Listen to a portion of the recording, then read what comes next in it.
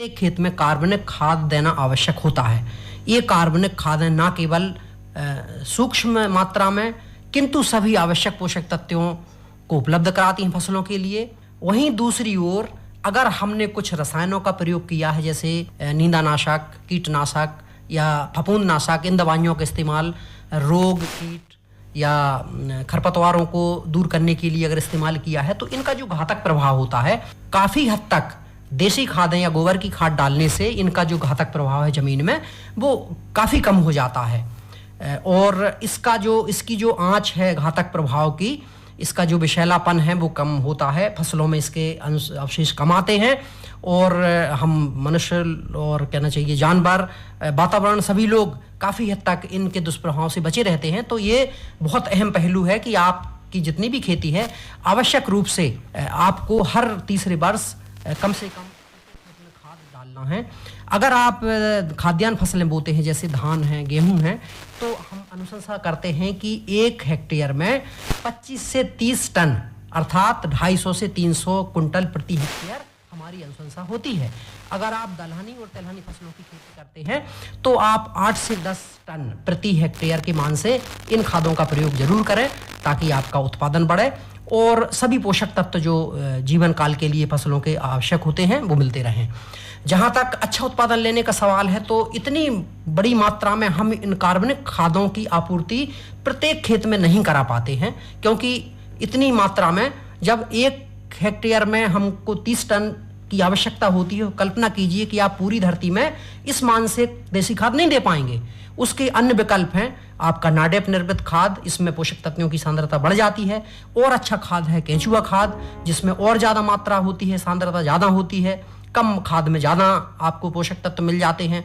अभी सभी आवश्यक तत्व होते हैं, लेकिन जो अधिकतम उत्पादन लेने के लिए हम बहुत अच्छी नई प्रजातियों का इस्तेमाल करते हैं, जिनका उत्पादन उदाहरण के लिए गेहूं में 50 से 55 या 55 से 60 कुंटल प्रति हेक्टेयर तक मिलता है।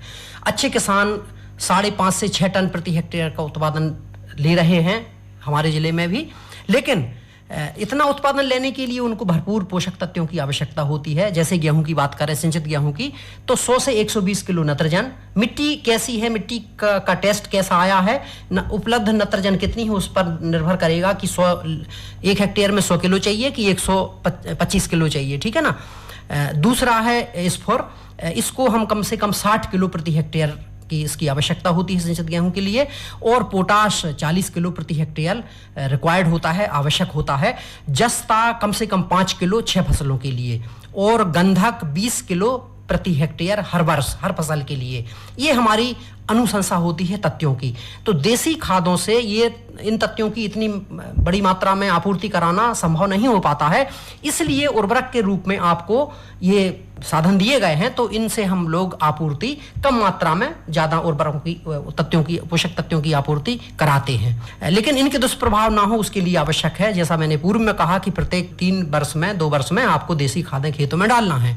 जैसे आपका 12-32-16 है, हमारी गेहूं की फसल में पोटास सबसे कम लगता है 40 किलो सिंचित गेहूं में। तो सबसे पहले हम 16 को आधार मानते हुए 40 किलो आपका पोटास कितने एनपीके में लगेगा उसकी गणना करते हैं, और उस निर्धारित मात्रा में जो 40 किलो की आपूर्ति वो खाद करवाता है, उस मात्रा में कितना एन और पी चला गया है, उसको 100 और 60 में से हम घटा देते हैं, और बाकी बची हुई जो मात्राएं हैं नत्रजन की और स्फुर की, वो हम यूरिया और सिंगल सुपर फास्फेट से उसकी आपूर्ति कराते हैं। तो इस चीज का ध्यान रखा जाता है गणना में कि जो कम जिसकी आवश्यकता होती है उस तत्व को आधार मानते हुए उस कॉम्प्लेक्स फर्टिलाइजर की हम गणना करते हैं, तब हमारा कैलकुलेशन सही आता है।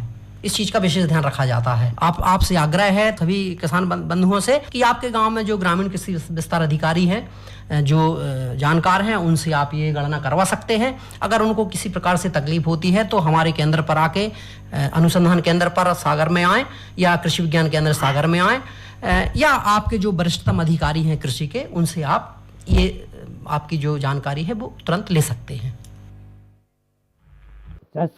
हमारा चैनल सब्सक्राइब कर दें इसी प्रकार किसान जानकारी प्रतिदिन सुनने के लिए, और यह वीडियो शेयर कर दें किसानों के लिए, अगर आप किसान हैं तो। जय जवान जय किसान।